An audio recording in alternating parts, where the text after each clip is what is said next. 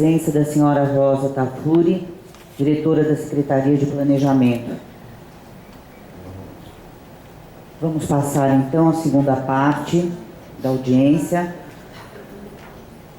onde eu quero convidar o senhor José Roberto Carvalho Albejante, da Procuradoria de Meio Ambiente de Campinas.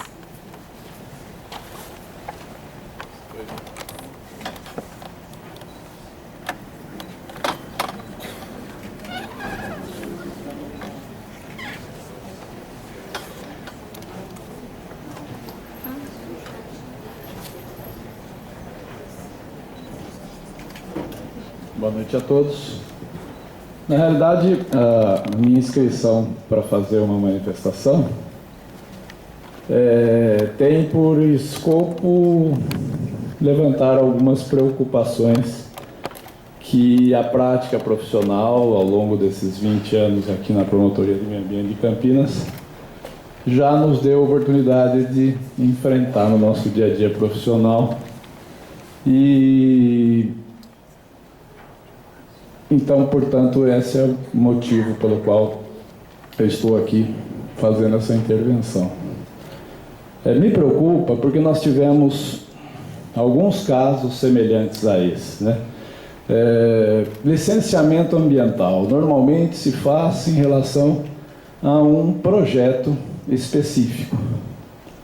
E, embora a gente reconheça a necessidade de você ampliar os limites de um planejamento para que você tenha uma ocupação mais qualificada, como foi destacado aqui na abordagem inicial do empreendedor,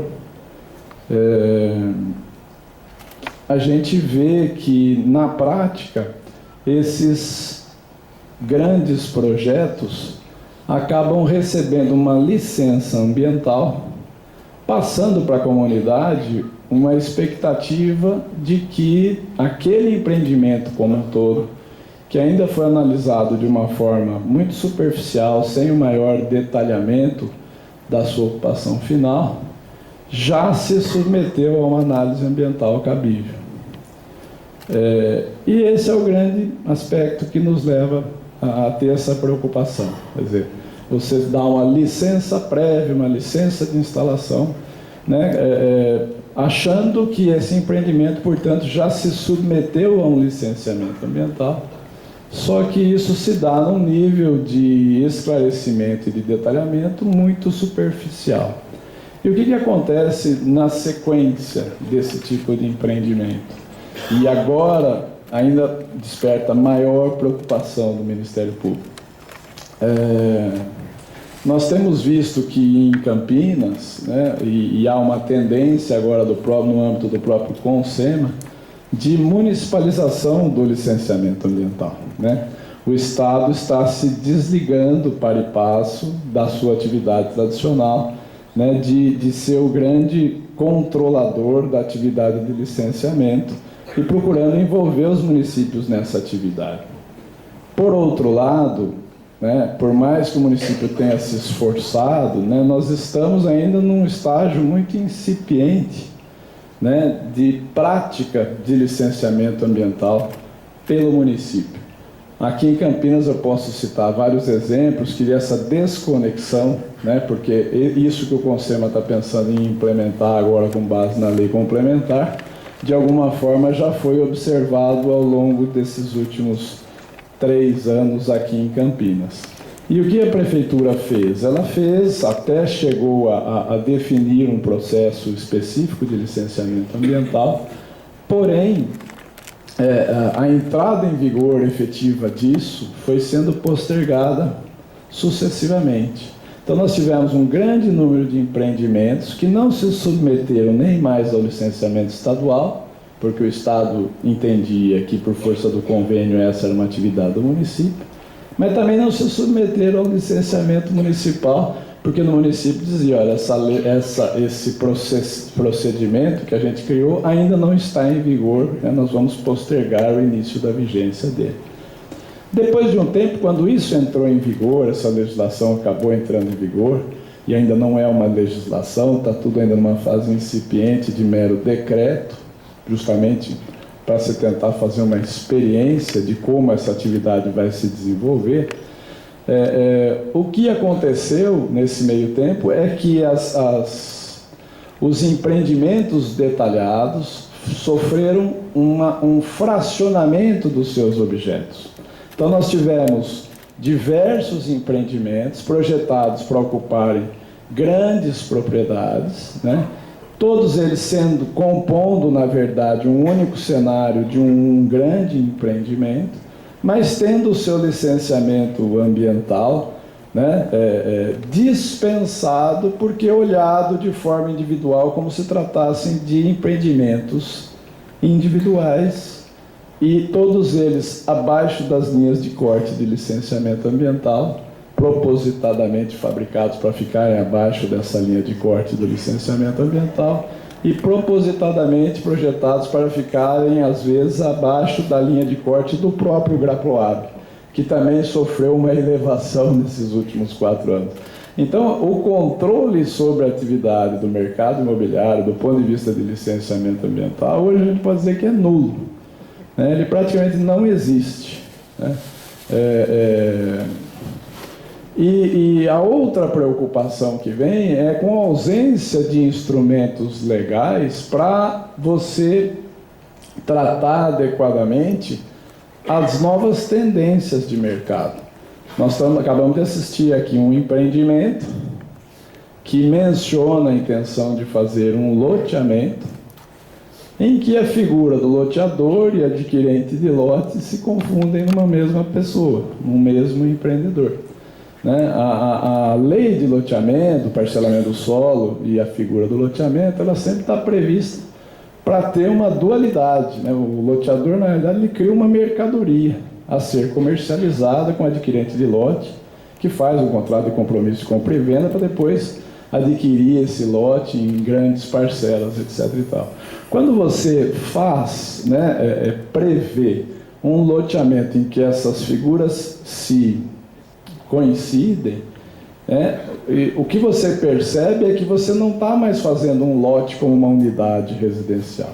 Você está fazendo, na realidade, criando lotes glebas ou lotes quadras para dar margem a um empreendimento de grandes proporções. E qual que é o problema disso? O problema disso é que a nossa estrutura de análise municipal não está preparada para essa mudança de cultura. Se você for ver um estudante de engenharia, um estudante de arquitetura, ele vai lá trabalhar com aqueles mesmos percentuais de 30 anos atrás, que tem que deixar 5% para o viário, né? 20% para as terras de lazer e tanto. Então, por isso que as nossas cidades estão travadas, né? Porque se você pensa, vamos pensar num bairro como Cambuí, que é o bairro tradicional de Campinas, ele se instituiu de forma horizontal. Depois você passou por um processo de verticalização, mas isso ocorreu ao longo de 40, 50 anos e nem terminou até hoje. Né? Você percebe em quadras alguns edifícios e ainda uma grande quantidade de casas. E assim mesmo nós já estamos experimentando congestionamentos de tráfego. Né? Então, quando você para pensar uma cidade já verticalizada, claro que aquele padrão de rua de 9 metros, que a turma aprende na faculdade, né, que tem que ser, que é suficiente, ele não vai dar conta da vazão de todo esse tráfego e dessa grande concentração de pessoas. Então, o intuito meu aqui, né, é chamar a atenção, né, da coletividade, porque acho que nada melhor do que uma audiência pública, para a gente debater e levantar preocupações que acredito que sejam comuns, né? Nós estamos diante de um grande desafio. Qual é o desafio? Primeiro, encontrar uma legislação adequada para a nova mercadoria que o mercado imobiliário quer vender. Segundo, conseguir discutir novos paradigmas, novos padrões de desenvolvimento urbano, porque os que estão aí não prestam para essa situação. Então, acho que esse é o primeiro aspecto, né, da minha intervenção. O segundo aspecto são preocupações mais aliadas àquilo que foi exposto. Então vamos lá, a questão primeiro do grande percentual de áreas públicas como se coloca na exposição. Isso traz preocupação. Traz preocupação por quê? Porque o que a gente tem visto é um poder público totalmente ineficiente para cuidar adequadamente dessas áreas de sua responsabilidade. Então, se esse empreendimento vai ser um empreendimento qualificado, quer criar um novo bairro, né? Quer criar um novo padrão de convivência urbana, e eu só vejo uma possibilidade de se assegurar isso. Seria se no licenciamento ambiental, ainda que nem projeto, de um desenho, como a gente está vendo, não existe um projeto executivo ainda de nada, pelo menos até onde eu entendi. Eu gostaria de maior esclarecimento depois, se já se está licenciando um loteamento, ou não, isso para mim não ficou muito claro. Mas o que a gente quer saber é isso, quer dizer, se consegue se gravar a responsabilidade do empreendimento, continuar o gestor dessa área pública imensa que se pretende colocar tanto à disposição da população de Barão Geraldo, quanto dos futuros usuários do empreendimento. Mas isso vai gerar custo de manutenção? Vai. Quem vai manter? É o poder público ou é o particular? Acho que é isso que a gente precisaria discutir. E aí fica uma sugestão que a equipe que vai analisar o EIA-RIMA pense melhor sobre esse aspecto e cogite, inclusive, de atribuir aos futuros empreendimentos comerciais de uso misto, ou associações até mesmo de moradores, numa composição e numa divisão de tarefas, a constituição do custeio da manutenção dessas áreas públicas. Primeiro, não só pelo aspecto da vegetação, e aí eu entro na segunda preocupação, que é a preocupação da drenagem.